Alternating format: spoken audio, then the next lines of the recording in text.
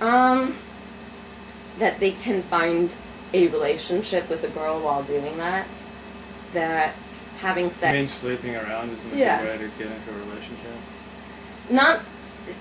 It's not that, it's that they think it won't affect their pursuit of a relationship.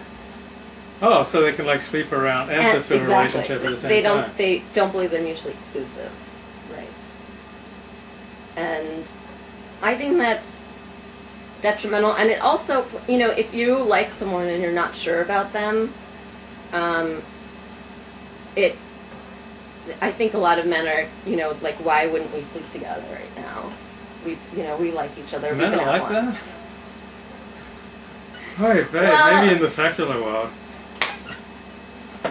What does that mean? That's my trope. The Orthodox world, it's... Orthodox guys, we don't want to have sex. I have heard that Orthodox men have a huge issue with cheating on their wives in general. That systemically it's a problem.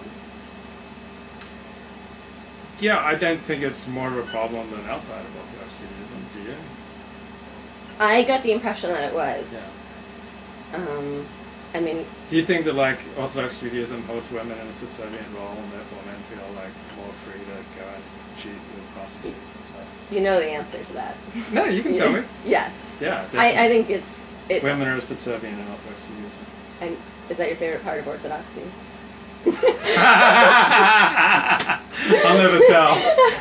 Not on the first interview. No, that's cool. So have you been to Orthodox? Do you think it's not?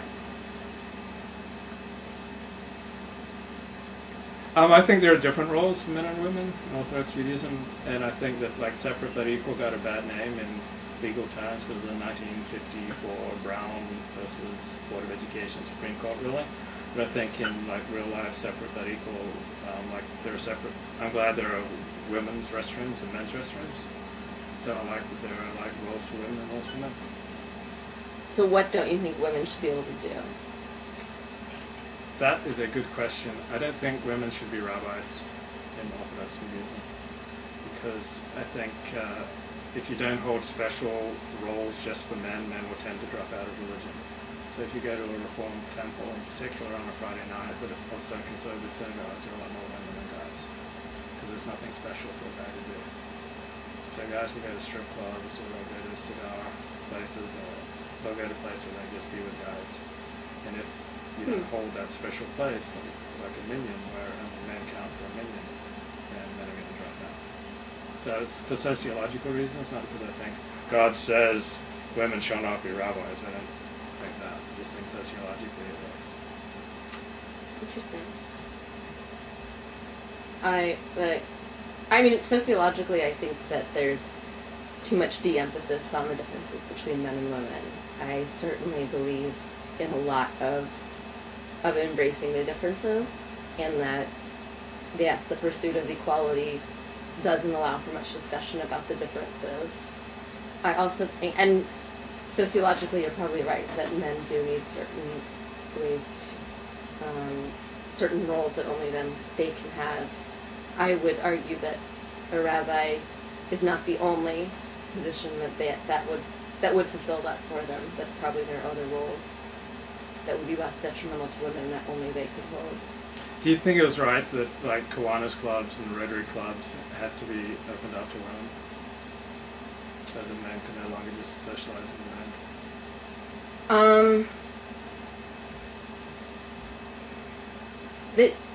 The truth is I don't know much about Kiwanis and Rotary clubs do. I mean, I know what they are. I don't really know what they do. I do think that there should be private social groups that can be exclusive to one gender, for the same reason that I sometimes want to just be with girls. I think that should be expanded to private social clubs. I feel like, knowing what little I know about Rotary and Kiwanis, they offer scholarships and opportunities, and I don't want to say either way without really knowing what they do, whether or not they should be the type of club to be segregated or not. Have you been in an Orthodox synagogue? Yes. And what was it like? Did they throw stones at you? close to it. No. Yes, I've been with my family before. I've been to Orthodox synagogues. Well, in Europe, I guess they're all Orthodox. Yeah. And I've been to High Holiday services like in Switzerland. I find, excuse me, for women, I find it hard to stay engaged as an. If you can't see what's going on. Yeah, and I feel that doesn't feel equal to me. I wouldn't just, offhandedly dismiss what you're saying, but I also think that women's role in religion is important, and you have to find a way to engage their brains as well. But can't women just get their spiritual highs from cooking us men kugel? Well, yes, if it's really good kugel. Depends what they're putting in there, I guess. Maybe if they make it special. Go to one of the local Los Angeles pharmacies. Maybe they could get their spiritual highs. So you didn't have a good experience when you went to Orthodox synagogues? Wouldn't say I have a bad experience. And the conservative temple I grew up in is heavily emphasizes Hebrew and traditional prayers.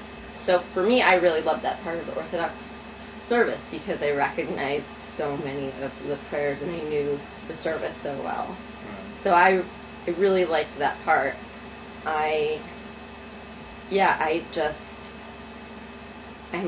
People are visual, and it's very hard to, for the same reason, it's hard for people now to get together to listen to the radio together. Yeah. It's hard to sit on the other side of that and be as engaged. It's just not as fulfilling. It's kind of like sleeping around. It's just so unfulfilling, I hear. Exactly. Like different model every month. I mean, I can't think of anything more shallow. You'll have to cross the side, get a peek on the other side of the temple to find out what sleeping around is like over there. So, would you be willing to, if you loved an Orthodox guy, to marry an Orthodox guy and to shave your head and wear a wig? Why would he want that of me? I know it's traditional and I know it's required, but I'm not opposed. There's almost nothing I wouldn't do if I were really in love. Almost nothing. But he would have to be able to convince me that it was so important to him that, I would be willing to do it. It's like, I don't plan on changing my last name when I get married. But that being said, if the person I was marrying, thought it was so important for reasons he could articulate and explain to me and I respected, I'd do it.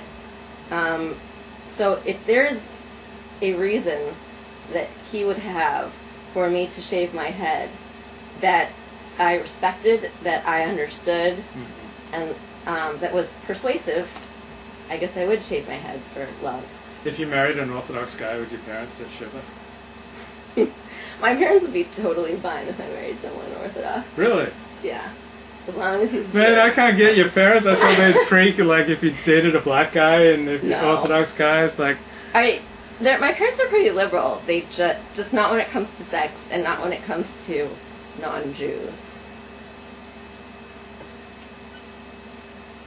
Do you think that women are basically superior to men? No. I think smart people are superior to dumb people, and smart people come in male and female form.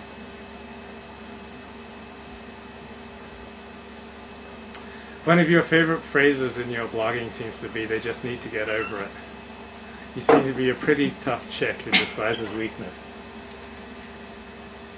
Touché. What can I say? You caught me. I do. I probably am pretty tough, and I don't like weakness. And that doesn't mean vulnerability or emotion, but I'm pretty brave. I'm pretty willing to do just about anything once. And people that say they won't do something because they're scared, men or women, when they say that to me, I'm just rolling my eyes like, I don't want to deal with people that live their life based on fear and not doing things because